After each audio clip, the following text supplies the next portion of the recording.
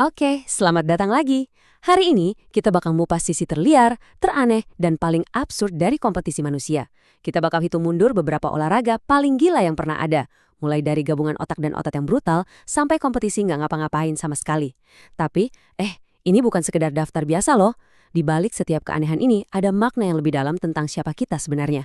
Oke, ayo kita mulai. Nah, sebelum kita mulai hitung mundur, coba deh pikirin ini sebentar. Apa sih yang bikin sesuatu itu jadi olahraga? Apa harus ada bola? Harus ada wasit? Atau cukup dua orang setuju buat bersaing dalam hal apapun, itu udah bisa disebut olahraga? Pertanyaan ini nih yang jadi inti dari pembahasan kita hari ini. Coba lihat, di satu sisi kita punya sepak bola. Keren, atletis, jadi tontonan seluruh dunia. Terus di sisi lain kita punya ya seorang pria yang lari-lari ngelewatin rintangan sambil ngendong wanita dengan posisi kebalik. Dua-duanya secara teknis adalah olahraga. Ini nunjukin betapa luasnya spektrum kompetisi manusia itu. Ini dia peta perjalanan kita. Kita akan mulai hitung mundur, terus kita jeda sebentar buat nyelam ke sisi filosofisnya, sebelum akhirnya kita ungkap olahraga paling aneh nomor satu dan bongkar apa artinya semua ini buat kita. Sejak zaman dulu banget, olahraga tuh udah jadi bagian dari diri kita. Olahraga itu panggung buat bermain, tontonan yang seru, dan juga arena buat ngetes batas kemampuan kita. Jadi ini bukan cuma soal fisik, tapi juga soal ekspresi, komunitas, dan keinginan buat jadi yang terbaik. Oke, pemanasannya cukup. Sekarang waktunya kita masuk ke acara utama. Siap-siap ya, karena dari sini semuanya bakal jadi makin aneh. Mari kita mulai hitung mundur 5 olahraga paling absurd di planet ini. Dan yang membuka daftar kita di posisi nomor 5 adalah catur tinju. Coba bayangin deh, Magnus Carlsen sama Mike Tyson jadi satu orang. Nah, inilah ujian paling pamungkas antara otak dan otot. Para atletnya tanding catur kilat, terus langsung lanjut baku hantam di ring tinju. Menangnya bisa dengan skakmat, bisa juga dengan TKO. Brutal sekaligus jenius. Selanjutnya di nomor 4, ada olahraga yang menguji kekuatan, kerjasama tim, dan mungkin kekuatan pernikahan Anda. Kita perkenalkan lomba gendong istri. Olahraga ini asalnya dari Finlandia, dan ya namanya emang segamblang itu. Para pria harus lari melewati lintasan rintangan sambil gendong seorang wanita. Bagian paling serunya, aturannya bilang kamu nggak harus beneran nikah sama beban kamu. Jadi ya secara teknis ini bisa jadi kencan pertama yang aneh banget. Oke, kita jeda dulu hitung mundurnya sebentar. Setelah lihat dua olahraga tadi, pertanyaan yang muncul kan, kenapa? Kenapa sih manusia menciptakan kompetisi-kompetisi seaneh ini? Apa yang bikin kita terobsesi buat bersaing? Jawabannya ternyata membawa kita jauh ke masa lalu. Kuncinya ada di konsep Yunani kuno yang disebut agon. Intinya gini, kemenangan itu sendiri nggak ada artinya tanpa perjuangan dan resiko kegagalan.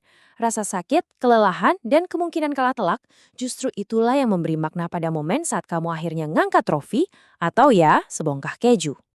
Filsuf Friedrich Nietzsche pasti setuju banget. Baginya, olahraga itu panggung drama kehidupan. Saat kita bertanding, kita itu lagi mengekspresikan hasrat dasar manusia untuk mengatasi rintangan dan jadi lebih kuat. Ini adalah kehendak untuk berkuasa dalam bentuknya yang paling murni dan paling atletis. Dan ini nyambung ke ide keren dari Jean-Paul Sartre. Kita itu nggak dilahirkan dengan identitas yang udah jadi. Kita ngebangunnya lewat setiap pilihan yang kita ambil. Memilih buat ikut balap guling keju misalnya, itu adalah sebuah pilihan radikal untuk mendefinisikan diri kamu sebagai, ya, orang yang pemberani dan sedikit gila. Paham kan? Bagus. Sekarang setelah otak kita sedikit olahraga, saatnya kita kembali ke daftar. Kita bahkan belum sampai ke 3 besar loh.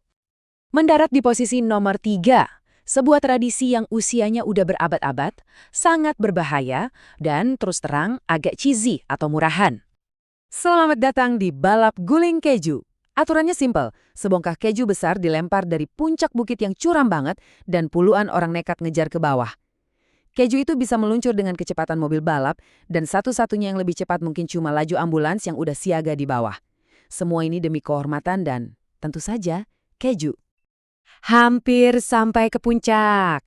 Di posisi runner-up nomor 2, kita punya kontes yang menyingkirkan semua strategi dan cuma menyisakan satu hal aja, kemampuan murni untuk menahan rasa sakit. Kompetisi tarik telinga. Berasal dari tradisi suku Inuit, Ini adalah ujian ketahanan yang luar biasa brutal. Seutas tali dililitkan di telinga dua kontestan.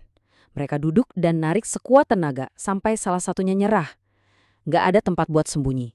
Ini adalah agon dalam bentuknya yang paling primal dan paling menyakitkan.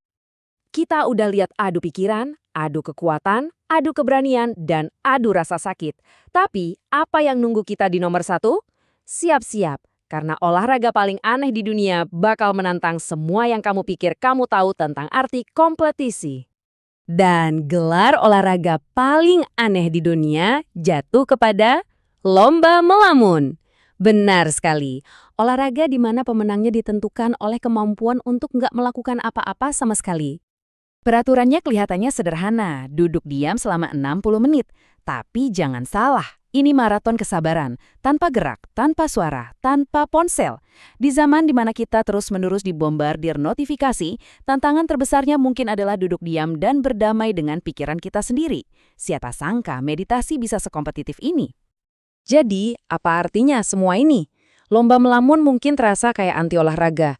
Tapi kalau kita ingat apa kata para filsuf tadi, kompetisi ini justru jadi sangat masuk akal. Ini memaksa kita untuk melihat kembali definisi olahraga itu sendiri.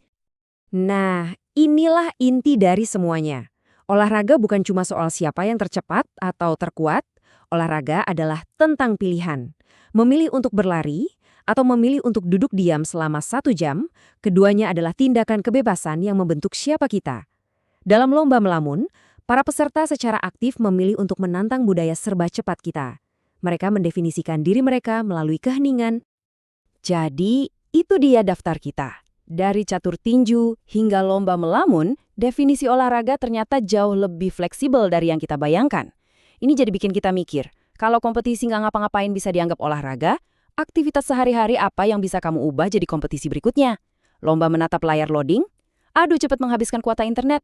Batasannya hanya imajinasi Anda. Sampai jumpa di pembahasan berikutnya.